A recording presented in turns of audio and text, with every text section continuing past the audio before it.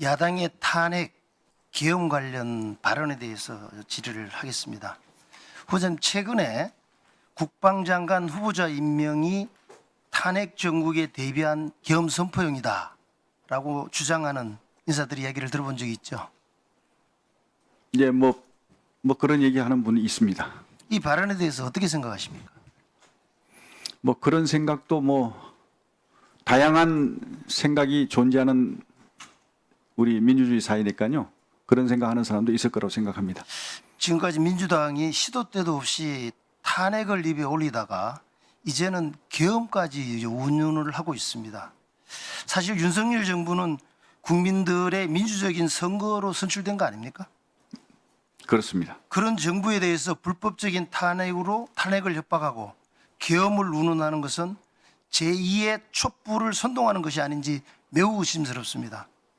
황당무계한 정치 선동이자 극단적인 망상이라고 생각하는데 어떻게 생각하십니까? 그 부분까지는 제가 생각을 미치 못했습니다. 오전에도 계속 질의가 나왔는데 현 상황과 관련해서 계엄 선포가 실행 가능성에 관련된 내용인데 아까도 가능하지 않다라고 말씀을 하셨죠. 네. 존경하는 우리 한기 의원님도 같은 질문을 하셨고 실제 헌법 77조 조항을 들여다보거나 민주당의 의석을 놓고 봐도 이게 말이 안 되는 일이지 않습니까?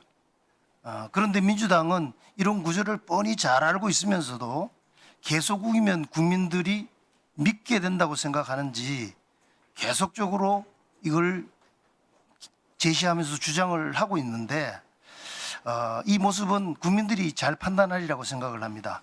그런데 한 가지 꼭 짚고 넘어가야 될 부분이 있습니다. 다른 사람은 몰라도 군 생활을 오래 하셨다는 야당 의원님이 탄핵과 계엄 대비용이 아니냐라고 이야기하는 부분에 대해서는 참으로 저는 안타깝게 생각을 합니다. 어떻게 생각하십니까? 네. 그거는 제가 답변을 드리지 않겠습니다. 왜냐하면은 군인이었다면은 탄핵과 계엄이라고 하는 단어의 무게감을 누구보다도 잘 알 수밖에 없습니다. 그 경험들을 너무 많이 해왔기 때문에요. 문재인 정부의 탄핵 문건 때문에 우리 군이 얼마나 많이 매도되고 얼마나 많은 사람이 피해를 봤습니까? 저도 그 당사자의 한 사람입니다.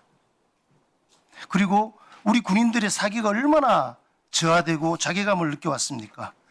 군 조직이 얼마나 와해됐습니까? 그것을 뻔히 알고 있으면서도 깃털처럼 가볍게 행동하는 부분에 대해서 어떻게 생각하십니까? 네. 좀 엄중하고 신중할 필요가 있다고 생각합니다. 문재인 정부에서 벌인 기무사 계엄 문건 소동 기억하시죠? 네. 문재인 대통령은 기무사 문건을 불법적 일탈 행위로 규정을 합니다. 그리고 민군 합동수사단을 구성하도록 지시해서 검사 37명을 투입해서 104일 동안 200여 명을 조사하고 90여 곳을 압수수색했습니다. 결과가 뭐였습니까? 잘 아시지 않습니까? 내란 음모나 쿠데타와 관련된 모의 증거는 단 한 건도 발견되지 않았습니다. 이 문건으로 인해서 기무사령부는 해체됐습니다. 우리 군의 기강을 완전히 흔들었습니다. 지금 문제가 되고 있는 많은 보안 관련되는 사건의 문제들이 여기서 출발했다고 생각하지 않습니까? 네. 일정 부분 그런 부분도 있습니다. 오늘 시사저널 보도가 있었습니다.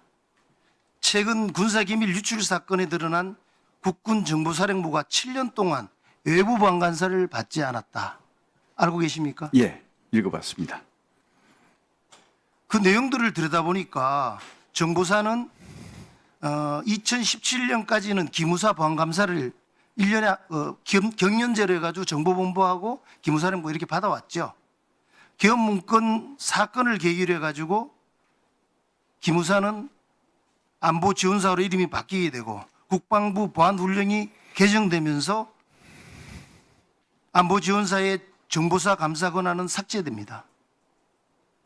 그 이후에 정보본부만 매년 자체 내부 감사를 실시한 것으로 나오고 있습니다. 후보자도 아시겠지만 네. 그러면 여기까지 지금 질의를 하셨는데 후보자님 여기에 대해서 답변할 거 있으시면 답변해 주시기 바랍니다. 괜찮습니다. 답변 드릴 답변하시겠습니까? 네. 네. 그러면 재보충 질의 때 답변을 해 주시기 바랍니다. 네.